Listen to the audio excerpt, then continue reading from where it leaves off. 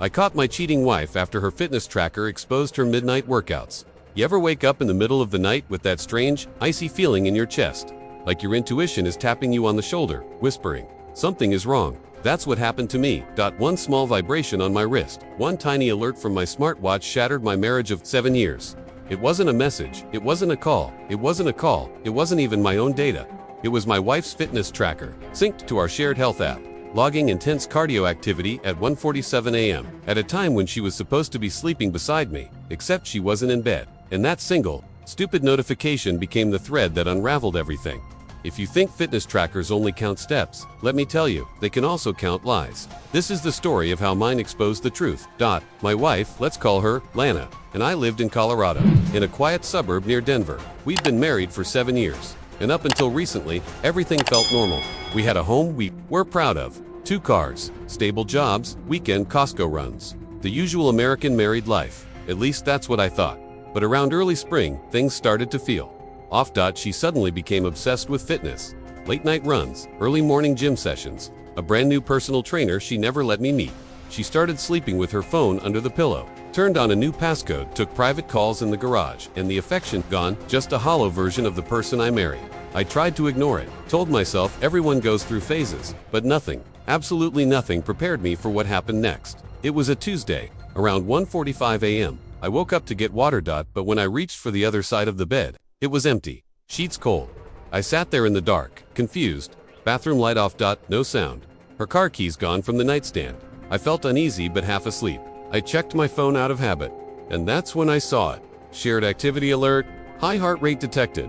Lana, umi quantité sechi. What? The hell? Her fitness tracker was synced to mine because we used to compete on step challenges for fun. But this wasn't fun. It wasn't normal. It showed intense cardio heart rate, 162 BPM. Duration, 47 minutes. Location, not at the gym. My blood ran cold. I clicked the GPS map attached to the workout log. She was across town, at a neighborhood nowhere near our gym, at an address I'd never seen before.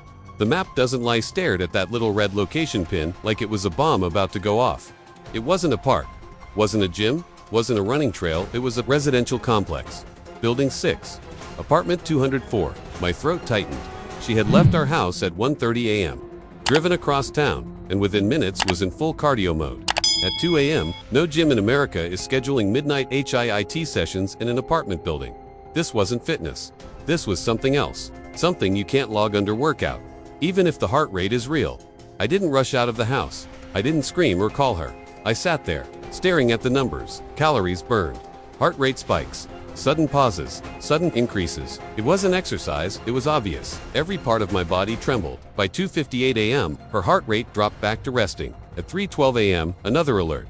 Lana, activity complete. And at 3:26 a.m., the garage door opened. She walked inside, tiptoeing like a teenager sneaking back in. She froze when she saw the hallway light on. "Oh," she said softly, "you're awake." I nodded. "Where were you?"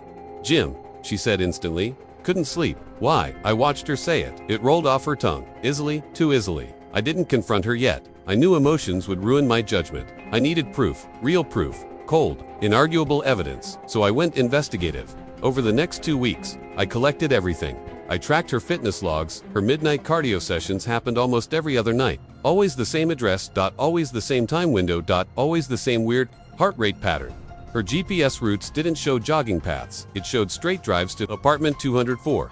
She thought she was slick because she deleted messages and hid her phone. But she forgot one thing. Technology never forgets. I cross-referenced the timestamps. Midnight workouts, GPS logs, her car mileage, her credit card receipts, her phone shutting off location services. Right after arrival, her returning home around 3 to 4 a.m. Every time it all lined up. Every damn piece. But I didn't want assumptions. I wanted the truth shoved in my face, so I took it a step further. The night I followed HER, that Saturday, she told me, "I'm meeting a friend for a late-night treadmill session.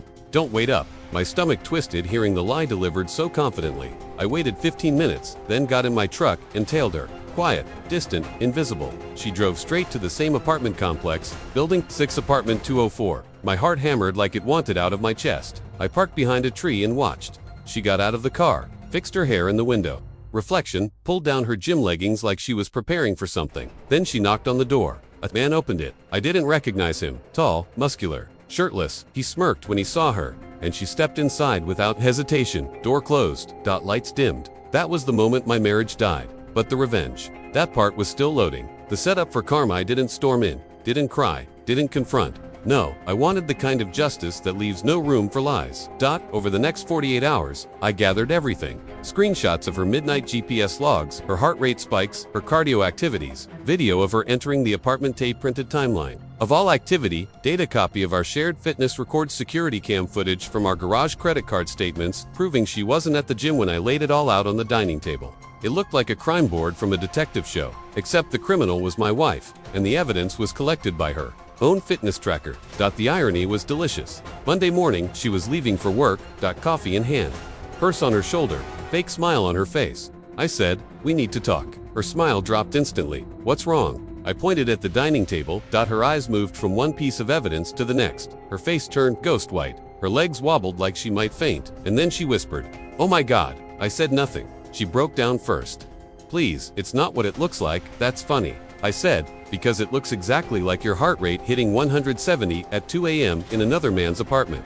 She sobbed harder. "Was a mistake you repeated 12 times?" I said, sliding the last page forward. Her own fitness log. Heart spikes, GPS data, timestamps. Everything. GHP, cried. Fell to her knees. But tears don't erase data, and tech doesn't lie. I didn't argue, I didn't shout, I simply handed her 2 folders. Folder 1, divorce papers, already drafted. Folder 2, a USB, with every piece of evidence organized chronologically. She opened the first folder and started crying again. "Please, can't we fix this? Please don't throw everything away." I looked her dead in the eyes and said, "You already threw it away, I'm just taking out the trash." She choked on her breath. "And the job," she whispered. "Oh," I said calmly, "that's the best part. I had already emailed the evidence too. Her job's HR department, her gym, she used their address. For time off excuses a man's girlfriend who I found via Facebook. Why? Not out of pettiness, out of clarity, out of fairness, out of karmic balance. If you betray someone who loved you, you don't get to walk away with your reputation clean. Not on my watch." Her life imploded quickly. HR suspended her for lying about overtime. Her gym revoked, her membership for violating their code of conduct. And the other man's girlfriend, she kicked him out the same night. Lana moved out of our home within a week. I didn't cry, I didn't doubt myself. I rebuilt slowly, painfully, but cleanly. And for the first time in years, I slept peacefully. Technology may track steps, calories, sleep cycles, but mine tracks something far more important: the truth. 6 months later, I got a random notification. "You have been removed from Lana's fitness network." I laughed. A real, genuine laugh. She finally realized what betrayed her. Not me, not the man, not her guilt, but the little plastic band on her wrist, recording everything she thought she was hiding. Poetic justice. Karma. Delivered in kilocalories. Cheaters, forget one thing: technology never lies. Heart rates don't lie. GPS doesn't lie. Data doesn't lie. And eventually, cheaters get exposed by the very thing they use to keep secrets.